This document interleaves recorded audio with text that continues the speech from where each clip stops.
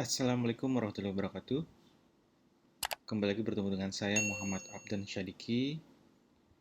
Saya adalah salah satu dosen di Program Studi Psikologi Fakultas Kedokteran Universitas Islam Mangkurat, Banjarbaru, Kalimantan Selatan. Pada kesempatan ini, saya ingin menyampaikan salah satu jenis metode dalam analisis data yang kalau disebut sebagai uji perbedaan atau dengan istilah lain disebut juga sebagai uji T, ya, uji T. Nah, pada kesempatan ini kita akan fokus pada satu jenis uji T atau uji perbedaan dua kelompok.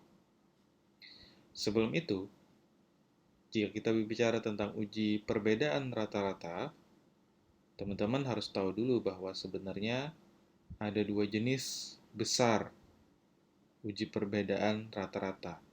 Yang pertama adalah dua kelompok, yang kedua adalah lebih dari dua kelompok yang di sini.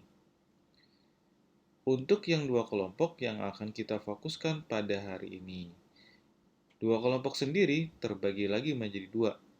Ada yang tidak berpasangan, unpaired, dan juga ada yang berpasangan, paired, ya, atau saling berhubungan. Unpaired ini juga disebut sebagai independent sample t-test atau uji T pada sampel yang tidak berhubungan. Artinya apa? Artinya subjeknya atau partisipannya itu beda di antara dua kelompok. Orangnya beda. Sementara yang paired ini kalau kita jelaskan secara sederhana adalah uji perbedaan dua kelompok di mana anggota kelompoknya itu hanya ada satu. Tapi yang dibandingkan adalah dua skor dari kelompok tersebut. Misalnya waktu pretest dan post-test. Artinya, untuk uji tes sendiri, secara sederhana, itu membandingkan dua kelompok atau dua skor. Ya, dua skor. Unpaired sendiri itu ada dua jenis lagi, ada yang parametrik, ada yang non-parametrik. Kalau yang parametrik itu disebutnya sebagai independent sample t-test, kalau yang non-parametrik adalah Mann-Whitney. Non-parametrik sendiri itu ditandai dengan tidak terdistribusi secara normal data penelitian pada variabel yang kita uji. Artinya, untuk bisa menggunakan uji T independent sample t-test harus memenuhi dulu syarat bahwa data berdistribusi normal. Kemudian nanti ada juga yang berkaitan dengan assume equal variance. Nanti ada memakai yang student t-test, ada yang Wilks t-test. Baik. Bisa dimulai dengan yang pertama membuat hipotesis dulu, ya. Seperti biasa kita buat hipotesis dulu ya. Nah, hipotesisnya kurang lebih begini bunyinya. Uji independent sample t-test. Lalu tidak ada perbedaan rata-rata skor pada kelompok dan titik-titiknya kita isi dulu ya. Untuk pada percobaan hari ini saya akan membawa data religiusitas. Ya, berarti kita ketik saja di sini skor religiusitas. Pada kelompok saya bandingkan laki-laki dan perempuan. Laki-laki dan perempuan. Oke. Kemudian hal alternatifnya, hipotesis alternatifnya berarti tinggal kita copy saja. Kemudian ada perbedaan skor rata-rata religiusitas pada kelompok laki-laki dan perempuan.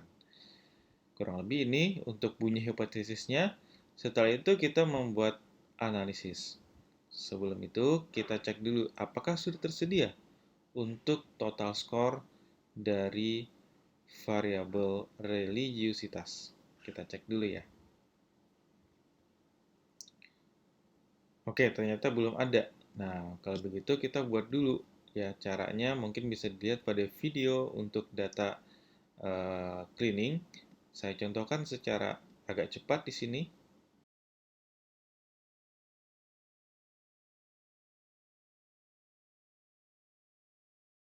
Sudah lengkap, kita klik OK.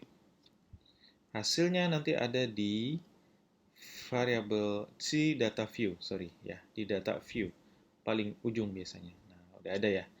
Nah, ini ada yang data yang kosong, berarti bisa jadi dia bukan muslim ya, karena saya menggunakan religiusitas pada muslim. Baik, kita sudah pada persiapan untuk analisis, maka langsung saja. Caranya, yang pertama klik analyze, kemudian klik compare means.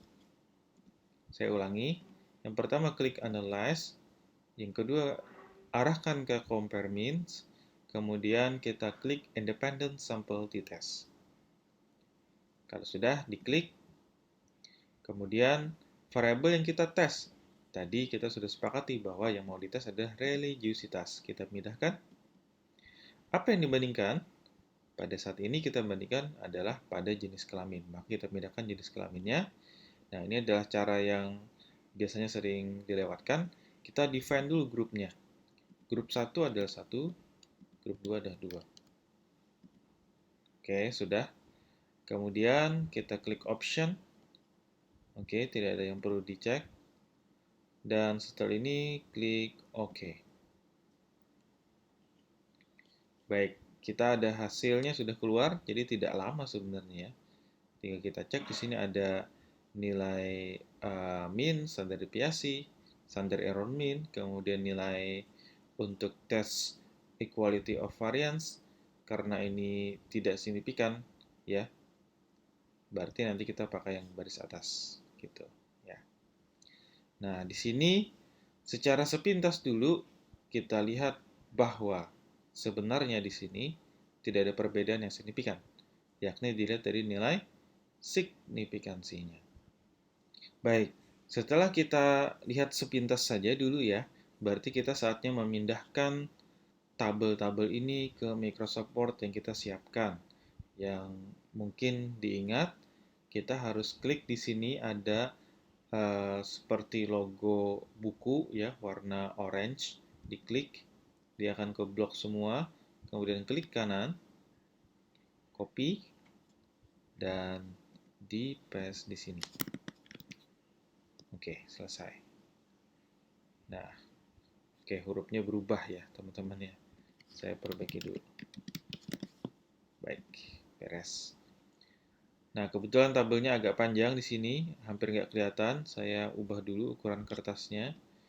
Kita pakai yang jenis orientationnya landscape, biar kelihatan. Oke, masih agak kurang kelihatan, tapi kita bisa perkecil dulu. Kita rapikan sedikit. Baik. Ups, kelewatan. Nah, inilah teman-teman hasil dari pengujian uji perbedaan t-test ya, untuk independent sample t-test ya. Nah, tentu nanti teman-teman bertanya gitu, yang mana yang harus kita laporkan. Nah, cara pelaporannya seperti biasa saya menggunakan format laporan dari APA atau American Psychological Association, pelaporan APA. Nah, cara melaporkannya sebenarnya cukup mudah. Yang pertama, kita buat dulu statement mengenai apakah hipotesis kita diterima atau ditolak. Apakah H0-nya yang diterima atau HA-nya yang diterima. Nah, berdasarkan hasil pengujian, diperoleh hasil bahwa kalau di sini karena tidak signifikan berarti H0-nya yang diterima. Tidak ada perbedaan signifikan skor religiusitas laki-laki dengan perempuan.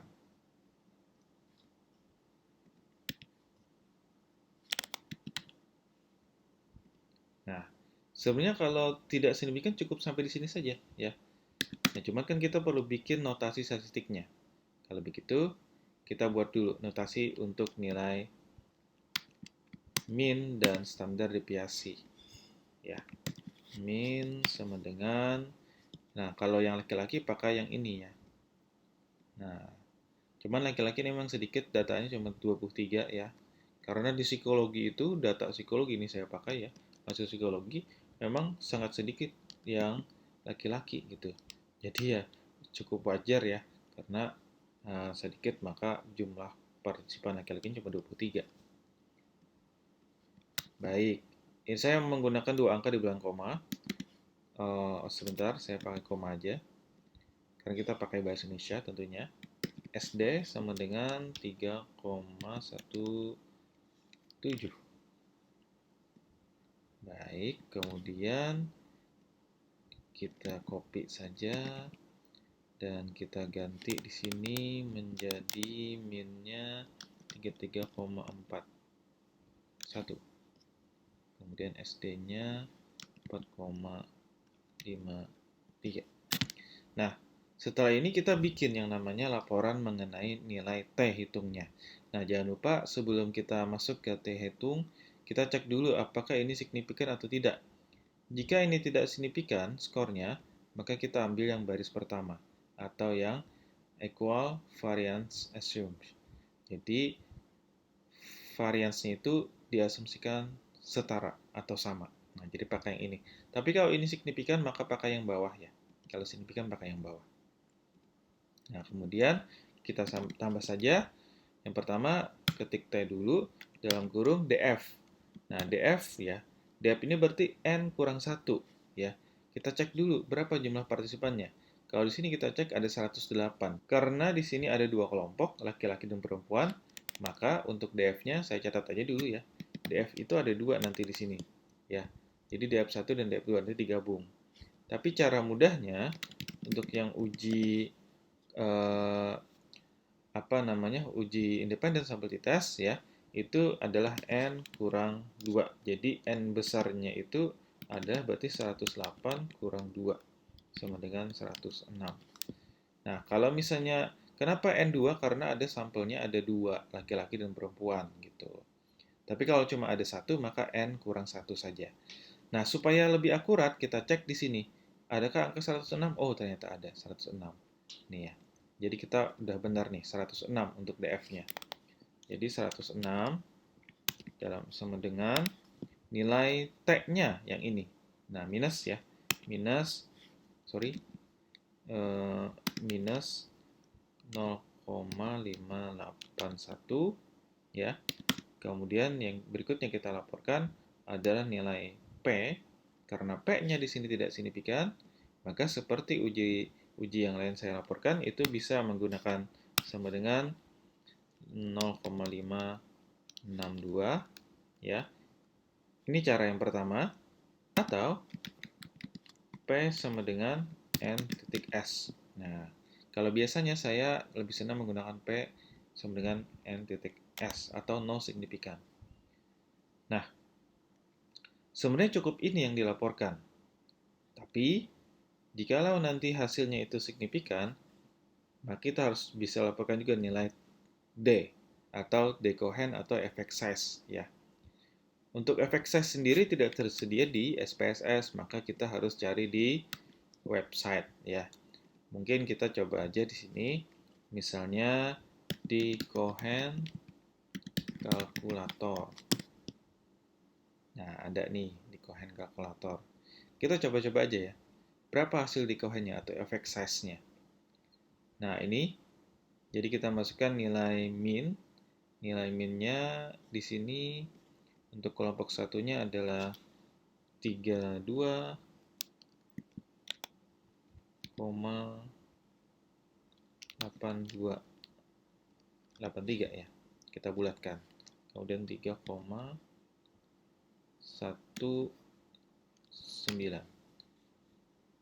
Nah, ini saya perbaiki ya. Ini tadi keliru nih. 19. Oke, nih. Jadi harus teliti ya. Harus teliti dan jangan keliru gitu. Sudah. kemudian sampelnya 23. Ups. Kemudian untuk min yang kedua 33,41. Kemudian standar deviation-nya 4,53. Sudah, kemudian di sini 85. Calculate. Nah, di Cohen-nya adalah 0,14. Nah, 0,14 atau 0,15 kalau dibulatkan ya. Jadi bisa ditambah dengan D sama dengan 0,15 titik. Ya.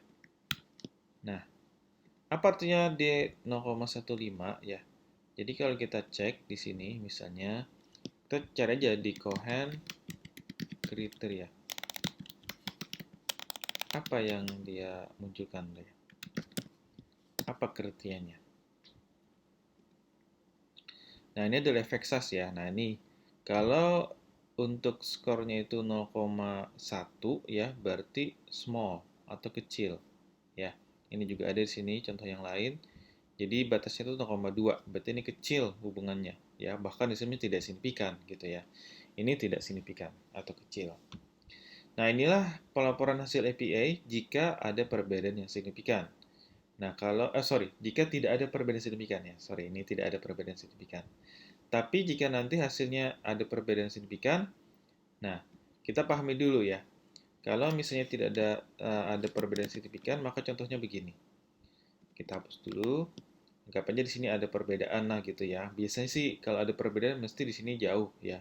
Kita anggap satunya 40 ya, SD-nya kita biarkan saja dulu.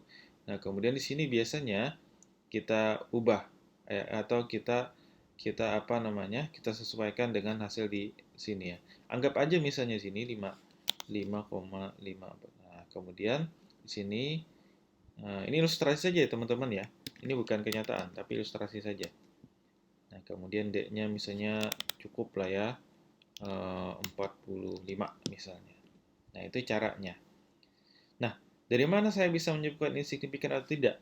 Nah, ini yang pertanyaan mungkin yang penting buat teman-teman ya. Caranya ada kriteria untuk penyimpulannya. Simulasi ya. Ini simulasi saja. Yang benar yang di atas, yang hijau. Nah, kriteria untuk penyimpulannya.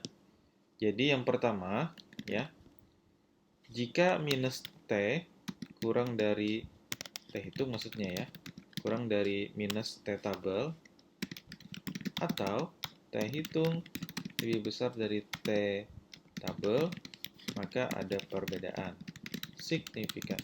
Sebaliknya, minus T hitung lebih besar dari minus T tabel atau T hitung lebih kecil dari T tabel, maka tidak ada perbedaan. Cara lain untuk menambahnya adalah dengan lihat signifikansi. Kalau signifikansinya kurang dari 0,05 atau standar yang kalian pakai, boleh 0,5, boleh 0,01 gitu ya. Dan ini disesuaikan saja. P lebih besar dari 0,05. Ini cara lainnya, ya alternatif lainnya. Nah, kurang lebih begitu sebenarnya cara untuk pelaporannya ya. Ini kriterianya juga di sini. Saya rasa sudah lengkap ya. Tinggal teman-teman mencoba di rumah, coba analisis sendiri. Nanti jika ada pertanyaan bisa nanti di komen di kolom komentar, atau jika video ini bermanfaat ya, boleh di-share sama teman-temannya dan boleh di-like juga. Terima kasih sudah menonton. Mohon maaf jika ada keliru. Saya akhiri. Wassalamualaikum warahmatullahi wabarakatuh.